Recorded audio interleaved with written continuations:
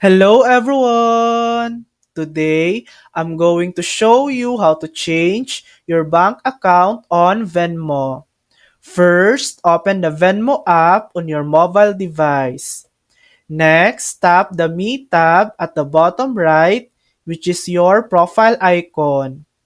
Then, tap the gear icon in the top right corner to open settings. Select payment methods from the menu.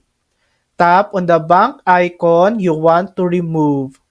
Finally, select Remove Bank Account and confirm your choice.